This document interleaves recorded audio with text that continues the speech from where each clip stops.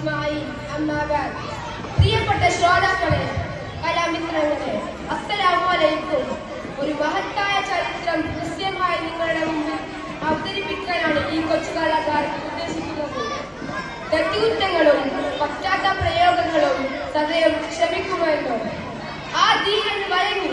അതാണ് ഈ കഥയുടെ പേര്. ആരാണത്?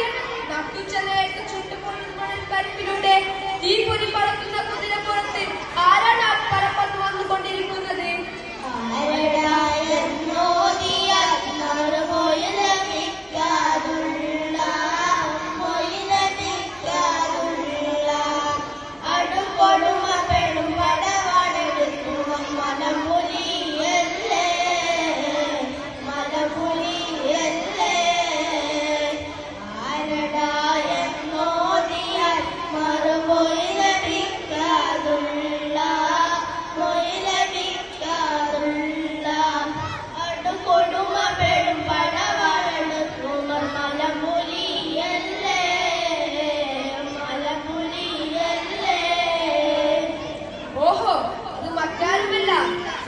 ഹത്താബിന്റെ പുത്രൻ ഉമറാണ് വരുന്നത്.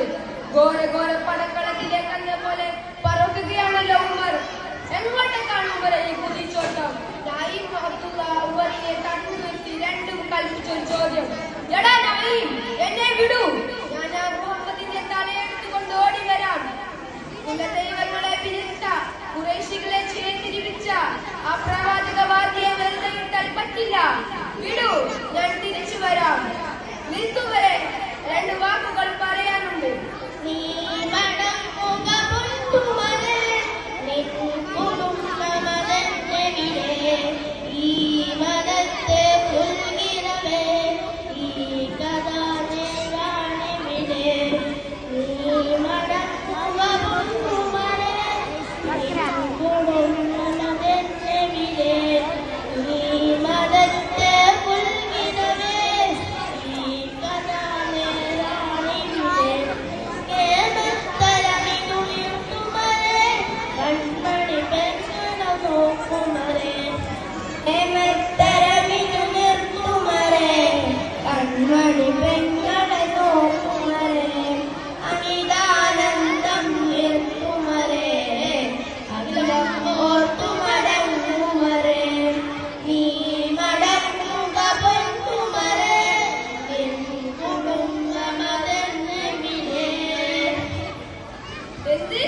എന്റെ പെങ്ങൾ ഫാത്തിമയോ?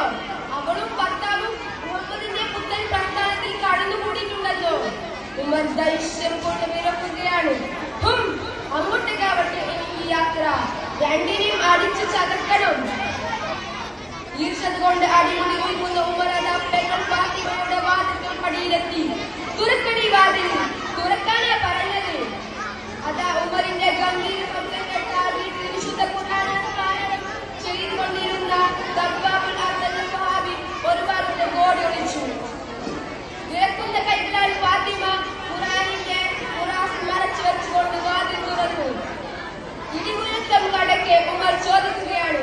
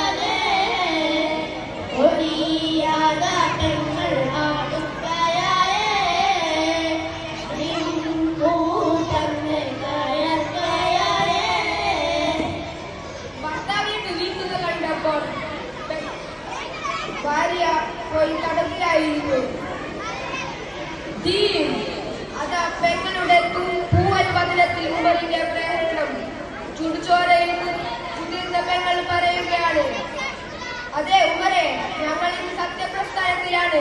ഈ മതം സത്യമാണെങ്കിൽ എന്ത് ചെയ്യും? ചോരയിൽ കുതിർന്ന പെങ്ങളെ കണ്ട ഉമർ അല്പം നേരം തളർന്നുപോയി. ആ ഏടുത്ത ഫാത്തിമ, ഞാനൊന്ന് പാരായണം ചെയ്യട്ടെ? അതെ ഉമർ, നിങ്ങൾക്ക് വൃത്തിയില്ല. ശുദ്ധിയുള്ളവരല്ലാതെ ഇതിനെ സ്പർശിച്ചുകൂടാ. അതാ ശുദ്ധി പ്രാപിച്ചു വന്ന ഉമർ എന്ന് തുടങ്ങുന്ന ഭാഗം ഓതിയപ്പോൾ അതാ ഉമറിന്റെ രണ്ട് കുഞ്ഞായികൾ നിറഞ്ഞൊരുക്കുകയാണ്. എവിടെയാണ് ഫാത്തിമ? അല്ലാഹുവിന്റെ റസൂൽ, എനിക്കൊന്ന് കാണണം.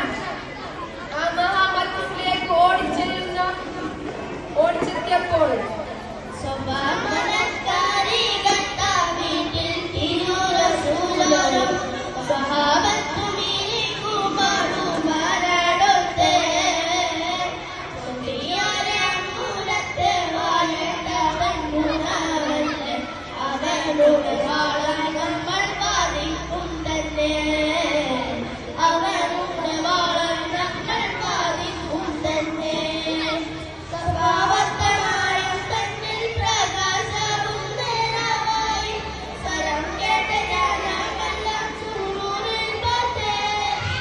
Together.